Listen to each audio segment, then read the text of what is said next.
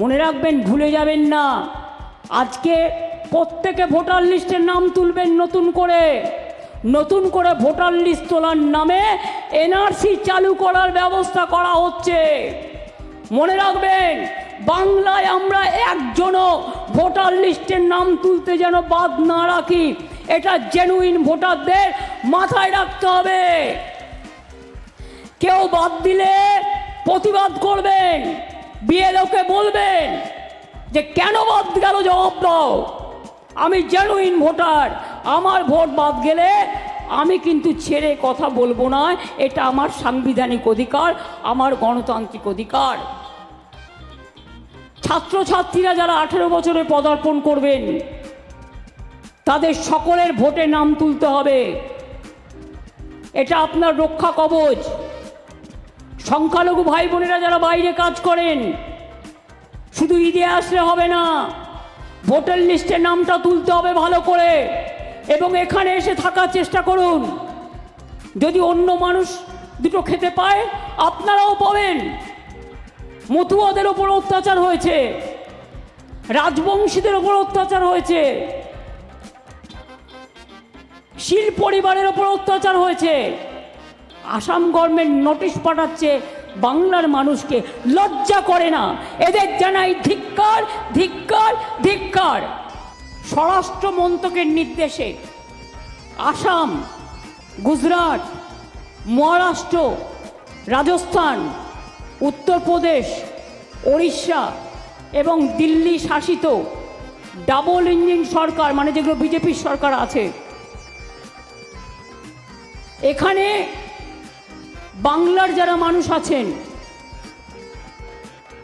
যারা কাজ করতে গেছেন দীর্ঘ 20 বছর ধরে, 25 বছর ধরে, আমাদের সময় নয়, কেউ 6 সালে গেছে, কেউ 7 সালে গেছে, কেউ 8 সালে গেছে, তাদের রেশন কার্ড আছে, তাদের আধার কার্ড আছে, তাদের জমির পাট্টা আছে, কিন্তু তা সত্ত্বেও জোর করে তাদের ডিটেনশন ক্যাম্পে আটকে রাখা হচ্ছে এবং তাদের থানায় থানায় নিয়ে গিয়ে ঘোরানো হচ্ছে।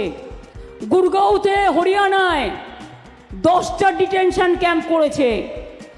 আসামে লক্ষ লক্ষ মানুষকে ডিটেনশন ক্যাম্পে রেখে দিয়েছে। আপনাদের মনে আছে যখন এনআরসি হয়েছিল, 17 লক্ষর মতো ভোটার লিস্ট থেকে নাম বাদ দিয়ে দিয়েছিল, তাদের ডিটেনশন ক্যাম্পে রেখেছিল, তাড়িয়ে দিয়েছিল। তার মধ্যে 7 লক্ষ হিন্দুও ছিল, মুসলমানও ছিল, শিখও ছিল, খ্রিস্টানও ছিল, নেপালিও ছিল। ভোটার লিস্টের কাজটা ভালো করে করবেন। আর বিএলওদের দয়া করে বলবেন, কাউকে হ্যারাস করবেন না, কারো জেনুইন ভোটারের নাম কাটবেন না।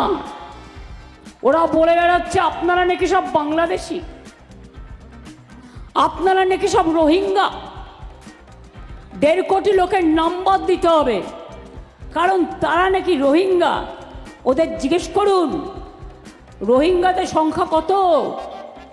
ইউনাইটেড নেশনস বলেছিল কয়েক বছর আগে মাত্র 10 লক্ষ সারা পৃথিবীতে, এখন বেড়ে না হয় 17 লক্ষ হলো।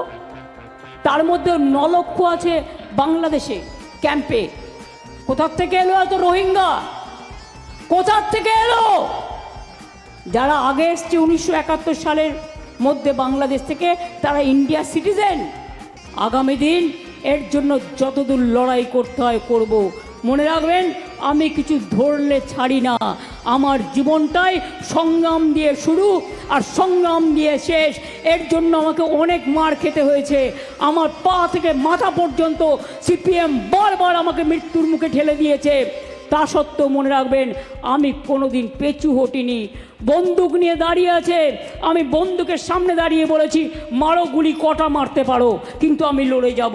লড়াই করেছি। আমার মাথায় ডান্ডা দিয়ে কত ফাটিয়ে একদম চৌচির করে দিয়েছিল।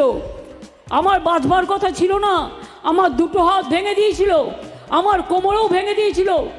অনেক কিছু করা সত্ত্বেও মনে রাখবেন, লড়ছি, লড়ে যাব। আগে যখন বিরোধী দলে ছিলাম তখনও অত্যাচার সহ্য করতে হতো সিপিএমের। আজ ক্ষমতায় আছি, অত্যাচার সহ্য করতে হয় বিজেপির। তারা চায় মানুষে মানুষে ভাগাভাগি হোক।